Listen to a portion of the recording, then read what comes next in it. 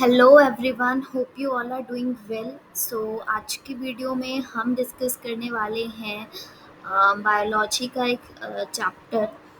तो वो चैप्टर है मॉलिक्यूलर बेसिस ऑफ इनहेरिटेंस। और इस चैप्टर के अंदर हम आज की वीडियो में थोड़े बहुत टॉपिक्स कवर करेंगे। तो चलिए स्टार्ट करते हैं इस वीडियो को। सो ये स्टार्ट होगा कुछ यहाँ से। जो ये चैप्टर है इसको स्टार्ट करते हैं। तो सबसे पहले तो आपको डीएनए की फुल फॉर्म पता होनी चाहिए। और डीएनए की फुल फॉर्म क्या है? Deoxyribo nucleic acid. और दूसरा है आरएनए। आपको आरएनए की भी फुल फॉर्म पता होनी चाहिए, राइबो न्यूक्लिक एसिड। तो इस चैप्टर को पढ़ने से पहले तक आपने बस ये सुना होगा, डीएनए शब्द सुना होगा आमतौर पे, और कहीं ना कहीं आरएनए भी सुना होगा, लेकिन आपको ये नहीं पता होगा कि एक्चुअल में ये है क्या। तो एक्चुअल में जो डीएनए एंड आरएनए है, ये two types of nucleic acid है। तो ये एक्चुअली न्यूक्लिक एसिड हैं। जो डीएनए है, आरएनए है, ये दोनों ही न्यूक्लिक एसिड हैं जो लिविंग सिस्टम में पाए जाते हैं। तो हम ह्यूमंस में डीएनए प्रेजेंट है, राइट। सो ये जो है लिविंग सिस्टम्स में पाए जाते हैं। और ये एक्चुअल में है क्या? न्यूक्लिक एसिड है, ठीक है, लेकिन और अगर स्पेसिफाई किया जाए तो ये हमारा जेनेटिक मटेरियल है। ठीक है, ये क्या है? जेनेटिक मटेरियल की तरह एक्ट करते हैं। तो डीएनए जो है वो मोस्टली जो ऑर्गेनिजम्स हैं उनका जेनेटिक मटेरियल है, लेकिन आरएनए भी जेनेटिक मटेरियल की तरह काम करता है। लेकिन आरएनए कहाँ कहाँ पे काम करता है as a genetic material? Virus वगैरह में, वायरसेस में ज़्यादा कॉमन है आरएनए। और ये जो आरएनए है इसका काम क्या है? ये जो आरएनए है ये मैसेंजर की तरह काम करता है। मतलब मोस्टली इसका जो फंक्शन रहता है वो आरएनए का फंक्शन रहता है एज अ मैसेंजर। लेकिन हाँ, सिर्फ मैसेंजर ही नहीं, आरएनए के और भी रोल्स होते हैं। ये जो आरएनए है ये हमारे पास adapter, structural and some cases में कैटालिटिक मॉलिक्यूल की तरह भी काम करता है। एंड डोंट वरी, अभी ये वर्ड्स बहुत डिफिकल्ट लग रहे हैं, बट जैसे जैसे हम आगे बढ़ते जाएंगे, नए नए टॉपिक्स करते जाएंगे, तो हमें चीज़ें समझ आएंगी अच्छे से। तो चलिए, ये तो हम सिर्फ एक बेस बना रहे हैं कि आखिर हम पढ़ क्या रहे हैं। और जो चीज़ हम पढ़ रहे हैं, डीएनए आरएनए पढ़ने वाले हैं, वो एक्चुअल में क्या काम कर रहे हैं या उनका जो बेसिक रोल है वो क्या है, वो हमने अभी तक देखा है। यहाँ पर हम ये जान पाते हैं कि न्यूक्लियोटाइड क्या है, ठीक है, और किस तरह से ये न्यूक्लियोटाइड मोनोमेरिक यूनिट की तरह, मोनोमर यूनिट्स की तरह काम करते हैं, और ये लिंक करके, जुड़ के न्यूक्लिक एसिड पॉलीमर्स बनाते हैं। इस चैप्टर में हम डीएनए का स्ट्रक्चर, इसकी रेप्लिकेशन, और रेप्लिकेशन होता है डीएनए से डीएनए बनना, और हम देखेंगे आरएनए से डीएनए बनना।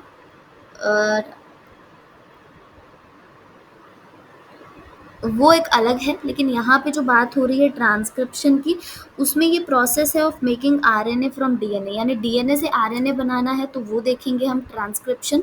और अगर हमें आरएनए से डीएनए बनाना है तो that is a reverse transcription. So don't get confused, ये हम डिटेल में आगे देखने वाले हैं। और साथ ही हम जेनेटिक कोड के बारे में पढ़ने वाले हैं, अमाइनो एसिड के सीक्वेंस के बारे में पढ़ेंगे प्रोटीन्स के अंदर, क्योंकि प्रोटीन्स क्या है? अमाइनो एसिड की चेन है। तो उसमें हम अमाइनो एसिड की जो चेन है प्रोटीन, उसमें अमाइनो एसिड के सीक्वेंस को पढ़ेंगे, हम प्रोटीन सिंथेसिस को पढ़ेंगे जिसको ट्रांसलेशन बोला जाता है। और यही सब चीज़ें हैं जो हम इस चैप्टर के अंदर पढ़ने वाले हैं। हम लास्ट में ह्यूमन जीनोम प्रोजेक्ट को भी डिस्कस करने वाले हैं। और जो भी कुछ होगा वो सब हम यहाँ पे डिस्कस करेंगे, and it will be a very interesting unit, क्योंकि इसमें हम लिविंग सिस्टम के बारे में पढ़ने वाले हैं, डीएनए के बारे में पढ़ने वाले हैं, है ना। और सबसे पहले आता है डीएनए। डीएनए क्या है? डीएनए पॉलीमर है डीऑक्सीराइबो न्यूक्लियोटाइड्स का। तो मोनोमर्स होते हैं छोटे छोटे ऐसे बीट्स। जैसे कि अगर मैं बिल्कुल एक आम भाषा में बोलूँ, लेट्स से हमने क्या किया, हमने ये बीट्स को जोड़ के, हमने इन बीट्स को जोड़ा, हमने इन बीट्स को जोड़ के, let me just draw it. हमने ऐसे कुछ बीड्स लिए, एंड हम इन बीड्स को जोड़ते गए, एंड अल्टीमेटली हमने एक जो है यहाँ पे एक ब्रेसलेट बना लिया। ठीक है, हमने एक ब्रेसलेट बना लिया। तो यहाँ पर जो एक इंडिविजुअल बीड है वो किसका काम कर रहा है, डीऑक्सी राइबो न्यूक्लियोटाइड का। कहाँ पर, डीएनए में। और जो ये पूरा का पूरा ये बना है हमारे पास ब्रेसलेट या हैंड बैंड कुछ भी, तो ये जो बना है ये डीएनए है। ठीक है, ये क्या है, एक एक बीड से मिलके बना है। तो उसी तरह से डीएनए जो है वो एक एक डीऑक्सीराइबोन्यूक्लियोटाइड के मोनोमर से मिलके एक पॉलीमर बना है। जो लेंथ है डीएनए की वो यूजुअली हम नंबर ऑफ न्यूक्लियोटाइड के बेसिस पे एक्सप्लेन करते हैं। ठीक है, उसके बाद लिखा गया है कि ठीक है, तो हम एक डीएनए की जो लेंथ है वो नंबर ऑफ न्यूक्लियोटाइड के बेसिस पे डिफाइन करते हैं। एग्जांपल दे रखी है बैक्टीरियोफेज की, जो कि है 5 × 174। इसके अंदर 5386 न्यूक्लियोटाइड है। वहीं पे बैक्टीरियोफेज लैम्डा के अंदर 48502 बेस पेयर्स हैं। ये ध्यान रखना बहुत ज़रूरी है कि कहाँ पर बेस पेयर लिख रखा है, कहाँ पे न्यूक्लियोटाइड लिख रखा है। तो 5 × 174 में तो 5386 न्यूक्लियोटाइड थे, लेकिन बैक्टीरियोफेज लैम्डा के अंदर 48502 बेस पेयर्स हैं। और अगर ई कोलाई की बात की जाए तो उसमें 4.6 इंटू 10⁻⁶ बेस पेयर्स। एंड सबसे इम्पॉर्टेंट आता है ह्यूमन का केस। तो ह्यूमन के अंदर हैप्लॉइड और डिप्लॉइड दोनों की हम बात करेंगे। तो ह्यूमन में जो हैप्लॉइड कंटेंट है डीएनए का वो है 3.3 इंटू 10⁹ बेस पेयर्स। और अगर हम इसको मल्टीप्लाई करेंगे 2 से तो हमें मिल जाएगा क्या, हमें मिल जाएगा डिप्लॉइड, यानी कि 2n मिल जाएगा हमें। चलिए, तो इसके बाद में तो हमने ये तो बात कर ली कि जो डीएनए है वो किसका बना हुआ है, वो बना हुआ है डीऑक्सीराइबोन्यूक्लियोटाइड का जो है बना हुआ है, ये उसका पॉलीमर है। तो यानी कि बहुत सारे डीऑक्सीराइबोन्यूक्लियोटाइड्स ने मिलके जो है एक डीएनए को बनाया है। तो अब हम पढ़ने वाले हैं chemical structure of polynucleotide chain. DNA RNA दोनों के लिए ही डिस्कस करेंगे हम यहाँ पर। तो एक न्यूक्लियोटाइड, तो यहाँ पर बताया गया है कि एक न्यूक्लियोटाइड के 3 कंपोनेंट्स होते हैं। तो एक जो न्यूक्लियोटाइड है उसके अंदर 3 चीज़ें होती हैं। क्या क्या चीज़ें होती हैं, एक नाइट्रोजनस बेस होता है, एक पेंटोज शुगर होती है जो कि राइबोज होती है, ribose sugar in case of RNA, and deoxyribose in case of DNA, और एक होता है फॉस्फेट ग्रुप। सो 3 चीज़ें होती हैं हमारे पास एक न्यूक्लियोटाइड के अंदर। एक है नाइट्रोजनस बेस, दूसरा है पेंटोज शुगर, तीसरा है फॉस्फेट ग्रुप। अब जो है नाइट्रोजनस बेस भी बहुत तरह के हैं। पेंटोज शुगर जो है वो अलग अलग होती है आरएनए एंड डीएनए में। आरएनए में राइबोज शुगर होती है, तो डीएनए में डीऑक्सीराइबोज शुगर होती है। और नाइट्रोजनस बेस में भी डिफरेंस होता है, किसमें, डीएनए एंड आरएनए के अंदर। तो 3 कंपोनेंट है न्यूक्लियोटाइड के, nitrogenous base, phosphate and sugar, pentose sugar. उसके बाद में बताया गया है कि नाइट्रोजनस बेस की सबसे पहले बात की गई है कि नाइट्रोजनस बेस 2 तरह का है। पहला है प्यूरीन, दूसरा है पायरिमिडीन। प्यूरीन में क्या क्या आता है, एडेनिन एंड गुआनिन, और पायरिमिडीन में आता है साइटोसिन, यूरासिल एंड थाइमिन। सो आप देखोगे कि प्यूरीन 2 हैं तो पायरिमिडीन 3 है। ऐसा क्यों है, सो प्यूरीन तो 2 हैं जो आरएनए और डीएनए दोनों में सिमिलर रहते हैं, लेकिन पायरिमिडीन में क्या होता है, ये 3 में से 2 ही होते हैं। ठीक है, सो एक जो है डीएनए में प्रेजेंट होगा, तो वही दूसरा जो है वो आरएनए में प्रेजेंट होगा। सो वो हम आगे देखेंगे। तो यहाँ पे बताया गया है कि साइटोसिन जो है डीएनए आरएनए दोनों के लिए कॉमन है, किसके अंदर, पायरिमिडीन के अंदर, क्योंकि प्यूरीन तो डीएनए आरएनए दोनों में होता है। तो यहाँ पे बताया है कि साइटोसिन जो है पायरिमिडीन के अंदर दोनों में कॉमन है, डीएनए आरएनए में, लेकिन थाइमिन प्रेजेंट होता है डीएनए में, तो वहीं पे यूरासिल प्रेजेंट होता है आरएनए पे at the place of thymine. हम इसको हाईलाइट कर लेंगे because it's a very very very important point कि थाइमिन जो है वो हमारे पास डीएनए में प्रेजेंट होता है, तो वहीं पे यूरासिल जो है वो आरएनए में प्रेजेंट होता है थाइमिन की जगह पे। A nitrogenous base is linked to the OH of 1 carbon pentose sugar through a N-glycosidic linkage to form a nucleoside. अच्छा, सबसे पहले तो हम यहाँ पे समझेंगे कि जो टर्म लिख रखी है न्यूक्लियोसाइड, इसका मतलब क्या होता है। तो जो न्यूक्लियोसाइड है उसका मतलब होता है nitrogenous base plus pentose sugar.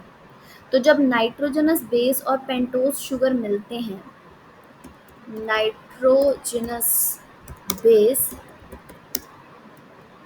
Plus pentose sugar. So nitrogenous base plus pentose sugar मिलके बनाते हैं क्या? ये बनाते हैं न्यूक्लियोसाइड। तो नाइट्रोजनस बेस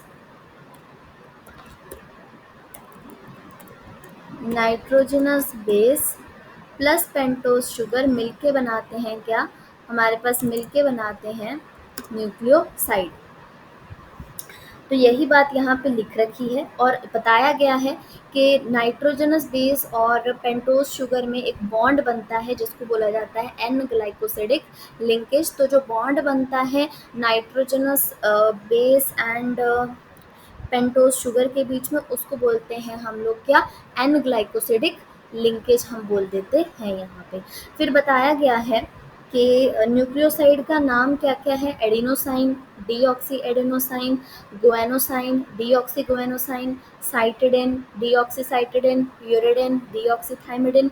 ये जो नाम है हमारे न्यूक्लियोसाइड के, ये किस पे डिपेंड कर रहे हैं? ये डिपेंड कर रहे हैं कि कौन सा नाइट्रोजनस बेस हमने यूज़ किया है न्यूक्लियोसाइड को बनाने में, कौन सा प्यूरीन यूज़ किया है हमने। प्यूरीन, सबसे पहली बात तो है कि प्यूरीन हम यूज़ कर रहे हैं, पायरिमिडीन यूज़ कर रहे हैं, और फिर अगर प्यूरीन यूज़ कर रहे हैं तो कौन सा, और पायरिमिडीन यूज़ कर रहे हैं तो कौन सा, राइट। नेक्स्ट आगे बढ़ते हैं। तो अब हमने नाइट्रोजनस बेस और पेंटोस शुगर को तो इंक्लूड कर लिया, लेकिन न्यूक्लियोटाइड तो अभी भी नहीं बना। अभी भी ये आप ध्यान से देखो, ये न्यूक्लियोसाइड है, यहाँ पे एस लिख रखी है। न्यूक्लियोटाइड बनाने के लिए तो हमें फॉस्फेट भी चाहिए, क्योंकि हमने ऑलरेडी पढ़ रखा है कि हमें न्यूक्लियोटाइड बनाने के लिए 3 चीज़ें चाहिए: nitrogenous base, pentose sugar and phosphate group.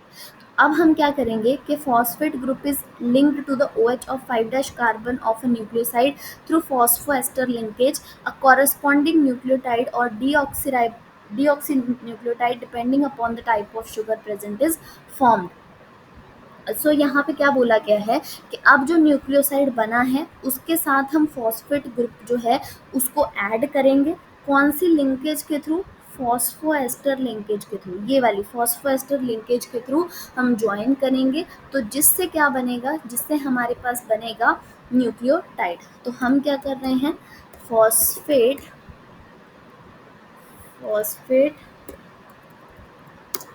Plus nucleoside, यही हमें देगा क्या? न्यूक्लियोटाइड। अब कौन सी जो है लिंकेज के थ्रू बनता है न्यूक्लियोटाइड? तो ये बनता है हमारे पास फॉस्फोएस्टर लिंकेज के थ्रू, जो यहाँ पे मेंशन हो रखी है। ठीक है, इसके बाद में हम जान लेते हैं कि ठीक है, अब हमने पढ़ लिया, ठीक है, कि न्यूक्लियोसाइड कैसे बना। फिर हमने पढ़ा न्यूक्लियोटाइड कैसे बना। सबसे पहला तो न्यूक्लियोसाइड बनाया, दूसरा न्यूक्लियोटाइड बनाया, तीसरा क्या होगा? तीसरा होगा कि 2 न्यूक्लियोटाइड, अब न्यूक्लियोटाइड बन गए, हमें तो पॉलीमर बनाना है न्यूक्लियोटाइड का, तभी जाके तो RNA DNA बनेगा। तो 2 न्यूक्लियोटाइड को जोड़ने के लिए, थर्ड पॉइंट हो जाएगा, जोड़ने के लिए हम लेंगे फॉस्फोडाइएस्टर लिंकेज। तो फॉस्फोडाइएस्टर लिंकेज हम जो है एस्टैब्लिश करेंगे, उसी के थ्रू जो है डाई न्यूक्लियोटाइड बनेगा। ठीक है, मतलब कि 2 न्यूक्लियोटाइड जो है लिंक होंगे, जब उनके बीच में क्या होगा? फॉस्फोडाइएस्टर लिंकेज होगी, तब ऐसा हो पाएगा। आगे बढ़ जाते हैं। मोर न्यूक्लियोटाइड को हम ऐसे ही जोड़ेंगे, यानी फॉस्फोडाइएस्टर बॉन्ड के थ्रू जैसे 2 न्यूक्लियोटाइड जोड़े हैं, इसी तरह से हम एक पूरी चेन बनाएंगे, और इसी से जो है पॉलीन्यूक्लियोटाइड की चेन बन जाएगी, यानी कि बहुत सारी न्यूक्लियोटाइड जुड़ के एक पॉलीमर बना देंगे एंड पे। ठीक है, so a polymer thus formed has at one end a free phosphate moiety of 5' अच्छा, तो एक जो एंड होगा पॉलीन्यूक्लियोटाइड का, वहाँ पे एक फॉस्फेट जो है फ्री होगा। तो सिमिलरली दूसरे एंड पे जो शुगर है उसका एक ग्रुप फ्री होगा। ठीक है, पॉलीन्यूक्लियोटाइड चेन में, और जो बैकबोन होती है पॉलीन्यूक्लियोटाइड चेन की, वो शुगर एंड फॉस्फेट की बनती है। वेरी इंपॉर्टेंट पॉइंट नोट करने के लिए कि जो बैकबोन है पॉलीन्यूक्लियोटाइड की, वो किससे बनती है? शुगर एंड फॉस्फेट से बनती है, शुगर एंड फॉस्फेट से बनती है। Nitrogenous bases link to sugar moiety project from the backbone. So अगर आप एक लैडर कंसिडर करो, एक सीढ़ी मान लो ये, ठीक है, तो ये जो सीढ़ी है इसकी जो बैकबोन है वो शुगर एंड फॉस्फेट की है, लेकिन जो ये सीढ़ी है इसके जो ये स्टेप्स हैं, ये इसके स्टेप्स जो हैं ये एक्चुअल में नाइट्रोजनस बेसिस हैं। बस यही बात हमें यहाँ पे ध्यान रख लेनी है। तो यहाँ पे आपको एक पॉलीन्यूक्लियोटाइड की चेन भी दिखा रखी है, जहाँ पर ये जो है पी से रिप्रेजेंट किया है फॉस्फेट ग्रुप को, ये जो ए है ये एडेनिन को रिप्रेजेंट कर रहा है, टी जो है थाइमिन को रिप्रेजेंट कर रहा है, जी जो है गुआनिन को रिप्रेजेंट कर रहा है, सी जो है वो साइटोसिन को रिप्रेजेंट कर रहा है।